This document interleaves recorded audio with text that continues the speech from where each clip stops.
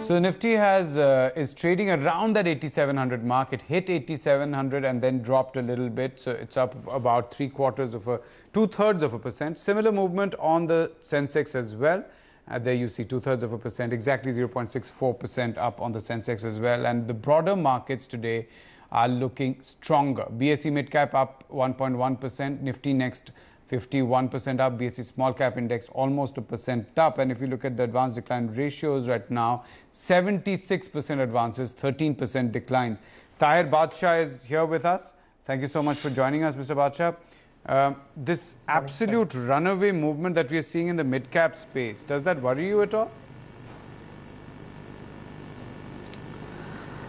See, the mid-cap index beyond a particular point, cannot be looked at on a consolidated basis. I mean, it's a very diverse index, and even though on a trailing earnings multiple of 32 times FY16 earnings, it does look expensive, but it is very hard to call on the forward multiples of the index given its granularity.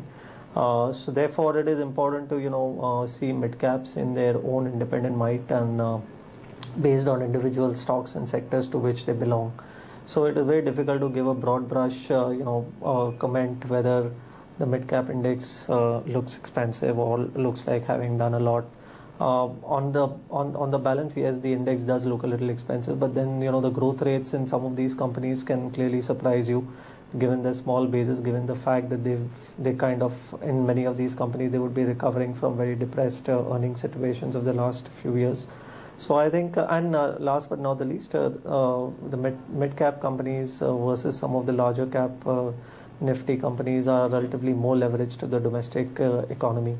And we are seeing clearly future trends bode well for the domestic economy, given various developments that we've seen in the past, particularly with respect to the monsoon as well as government initiatives and probably even 7 pay commission and so on and so forth. So I think some part of the earnings surprise could be justified in the expectations of the market for the mid-cap companies, and therefore some of these premiums also might be justified. But clearly the gap, as we see, between the mid caps and the large caps has widened, and it is therefore more a case for the large caps to do a catch-up rally with the mid caps. Right.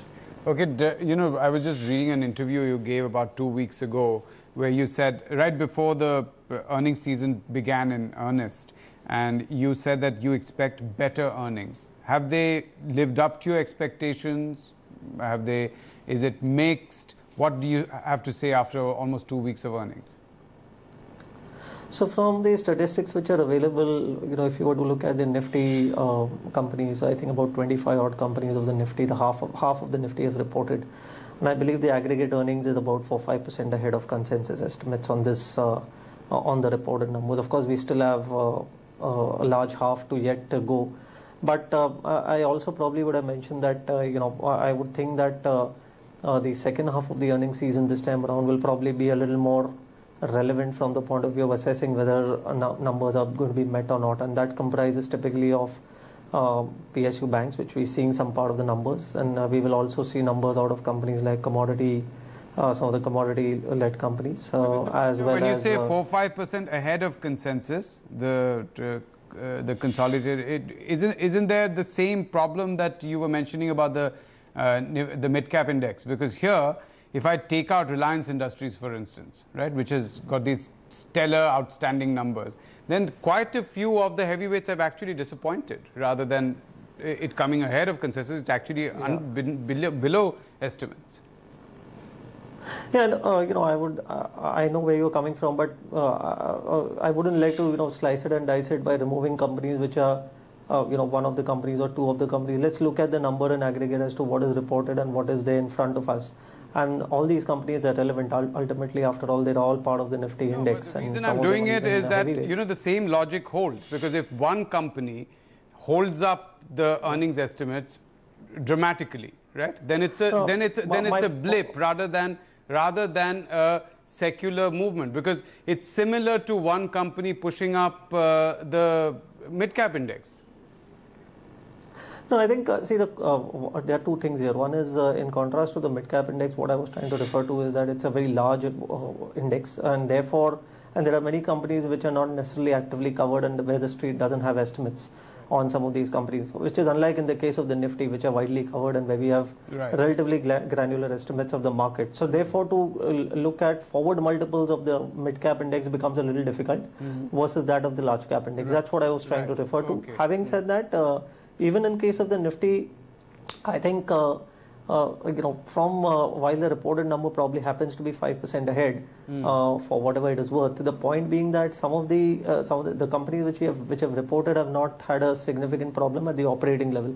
If at all, there have been distortions on account of the accounting changes as a result of Ind AS, or probably on account of one-offs which have caused the earnings estimate, the net earnings estimate to have either moved up or down compared to estimate. So I'm saying operationally, quite a number of these companies have put up a decent show compared to the previous quarter as well as the previous year. There will obviously be some companies, some sectors, like for example FMCG has had a reasonably slower growth. So I think let's take it in totality as to what we have reported till now, and that's where things stand.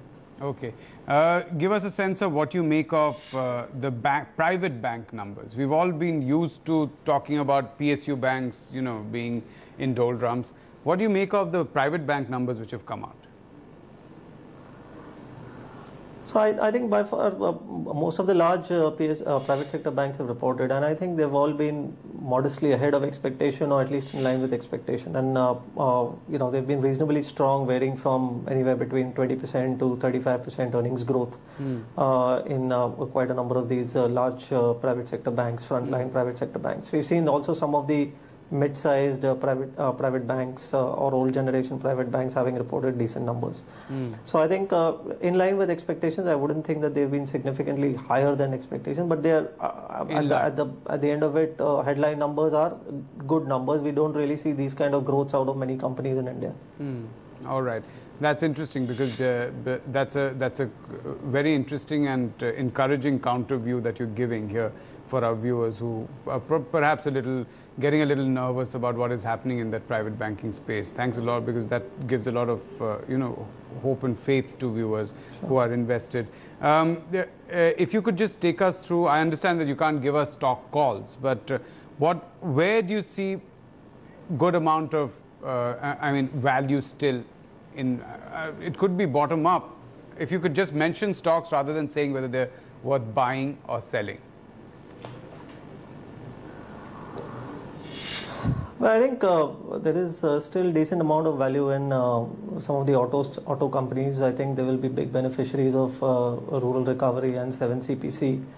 I think they will be able to offset some part of the margin pressures which will arise out of maybe higher commodity prices. By the way, we are seeing some moderation in commodity prices of late, and that is something which will be, reverse some part of the worries around margins of some of the auto companies. So I think that as a segment still hasn't gone to valuations which are unsupportive versus the underlying growth rate. So I would think that that's still a space where we can see action. I think you will see better growth rates in some of the FMCG companies going forward.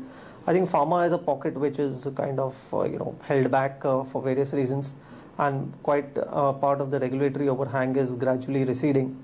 It's getting evident in some of the mid-size and the large-size companies, and I think over the next 1 year or so, these companies will have a good chance to overcome some of their regulatory issues and even accelerate earnings.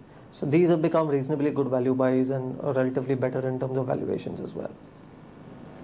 Right. Tahir, if I look at the fund that you manage, and I would look that some of the insurance company are a part of your top holding.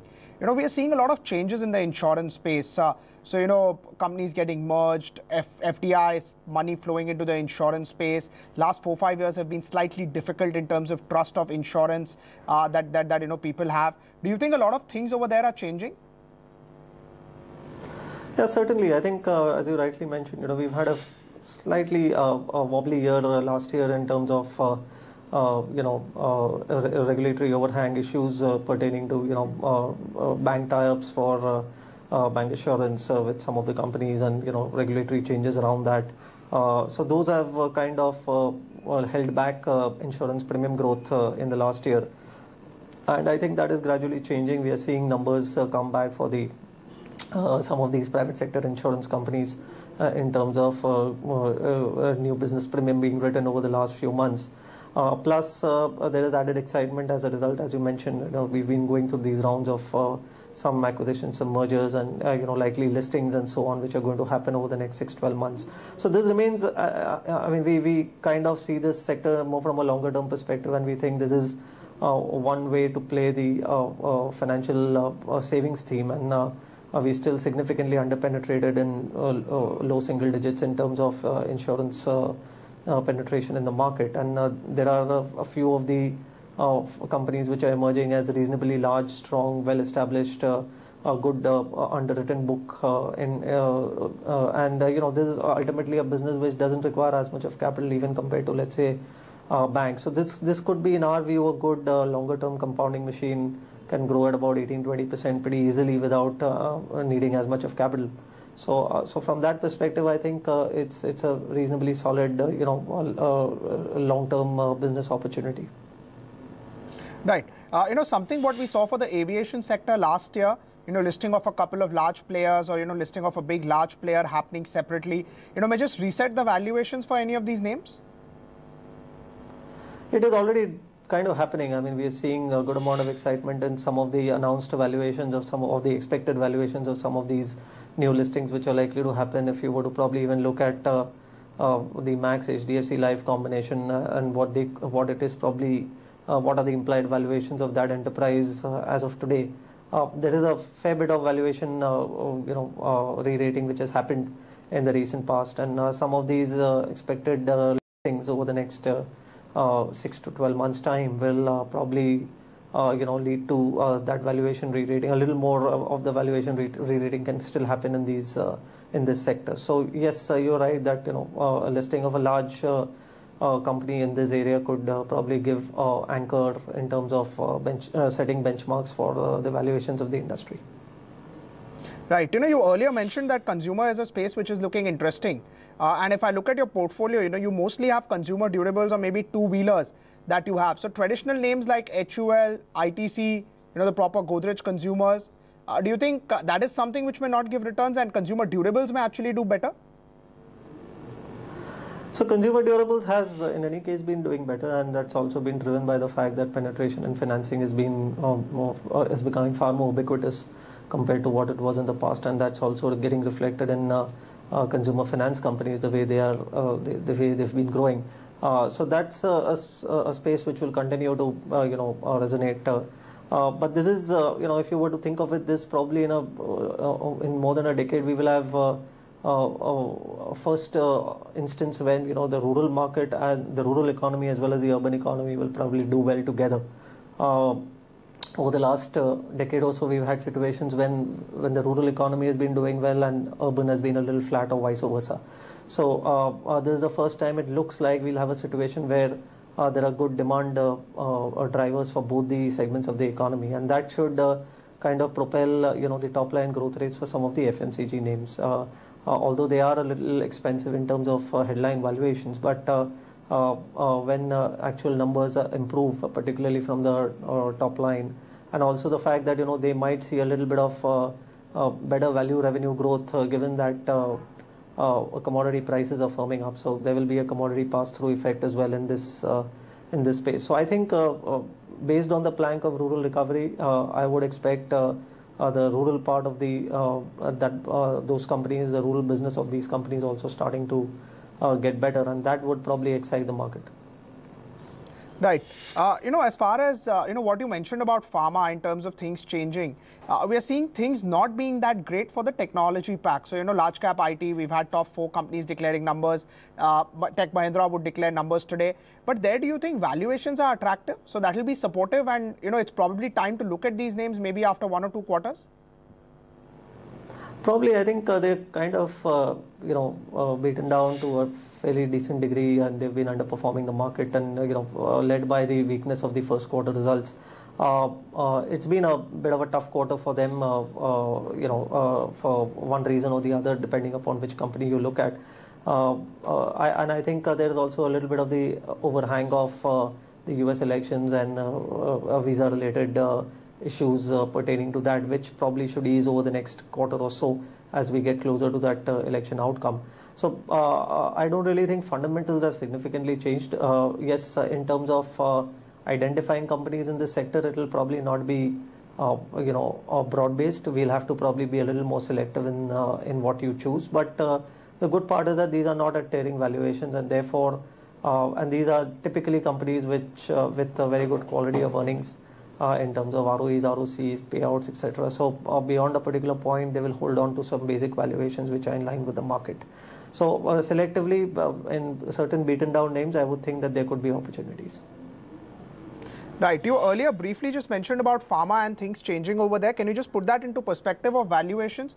Because, some of the names have really not corrected. Plus, we have not seen any major earnings growth in the last 6-8 months. Yes, so these are more like FY18 stories because for them FY17, especially at least the first 2 or maybe even 3 quarters will remain challenged, and therefore the valuations based on 17 will look a little expensive. But given that regulatory issues are kind of at the margin sorting out, we are kind of getting a sense that US FDA is trying to accelerate approvals, even in some of the more complex cases. And we've seen that happening in some of the mid as well as large size companies. Some more of it is yet to go, but if we get a few more, of the stickier approvals of some of these large companies going, then I think their outlook for, say, from the 4th quarter of this year or maybe into FY18 clearly brightens up significantly. And these are companies which could come back with, more than 25-30% earnings growth in the subsequent year. FY18 onwards. So I think from that perspective, and these stocks have kind of done correction, they've kind of rallied back a little bit, but broadly they're still not done as much as the market has done in the space of the last 1 year or so. So I would think this could be a reasonably good story to play out over the next 12 months. Right, and again, in pharma, we've seen that every company has performed differently, every company has done different. So how would you essentially pick up the names from the mid-cap space, from the large-cap space, for companies where there are FDA issues and you expect them to, go ahead and improve, or companies which have come out of FDA issues and been quite strong? How would you look at this sector? Yeah, so we have to look at resolution of some of the FDA problems, but then once the FDA problems are resolved, then who are the ones who actually come up with or have a reasonably good pipeline in terms of ANDAs filed as well as products being under tentative approvals or awaiting approvals, and what kind of markets or segments do they service or are likely to service going forward. So therefore, as a result of that, what is the kind of earnings swing that could materialize in some of these companies, because some of these products in many of these companies happen to be niche products addressing very attractive opportunities over the next 12-18 months time, and which could bring about reasonably good surprises to earnings. And there are a good number of companies both in the large cap as well as the mid cap space which are awaiting approvals for to be able to get that advantage. So I think it will have to again be a pick and choose, but I think there is a wider set of companies which is now well geared up with a good healthy pipeline of attractive products and which could help earnings. So it's not very confined to 2-3 names. I think one can easily identify 6-7 opportunities which could be a combination of large cap and mid cap, which could be attractive here. Right. I'm looking at your portfolio. There is Bajaj Finance, there is Bharat Financial Inclusion. These are some of the names that have done extremely well in the last 2 to 3 months. And, markets have started to believe. We've seen target price upgrades coming in from various sell-side analysts to a very aggressive target price even from here on. Just about NBFCs, select NBFCs and microfinance space, do you think valuations are really getting stretched and, returns may be quite back-ended from here on? So yeah, this space has done exceedingly well. I mean, well ahead of even our expectations. So while we were well positioned out there, and we've, as I've been always saying, that we've never had as much of private sector banks exposure in our mid cap fund, but we've had significant exposure to NBFCs, almost a 40% weightage, but across different kinds of companies. I mean, they're not homogeneous. They are a mix of credit rating to insurance to housing finance to microfinance and consumer finance, etc. So I think they've, yeah, I mean, it's been a good run for many of these names, but you know, these companies have been supported by exceedingly good growth rates, well ahead of market expectations, and even their near-term guidances over the next 12 months or so remains reasonably robust. So I believe you know, these companies are developing that edge, particularly over even some of the private sector banks or even public sector banks, because this is a business which requires now to, you know, if you have to grow at such rates of 30, 40, 50%, you have to actually start getting closer to customers, you know, more interiors, more of the official areas in the country. And you know, NBFCs are very, very focused players in this area, unlike banks which which have substantially different bouquet of services and products that they provide. So I think NBFCs can probably be much more nimble in this space and much more fleet-footed, and can you know, grow relatively faster in this kind of situation. So I think growth rates are likely to continue being reasonably strong. Of course, given that, you know, they've had a very sharp run up, one can always expect a 5, 7, 10% kind of correction. That should not be ruled out. But does that significantly alter the story, or does that make them very, very unattractive? I don't really think so. But I mean, you know, we've seen a very large move. One should be prepared for some bit of money coming off the table. Right, Tahir, thank you so much for joining us here this morning. Pleasure. That was a view coming in from Motilal Oswal, AMC. We're just awaiting the listing of Advanced Enzyme. I think any moment we should get the prices coming in. It was a company which got a fabulous response. Not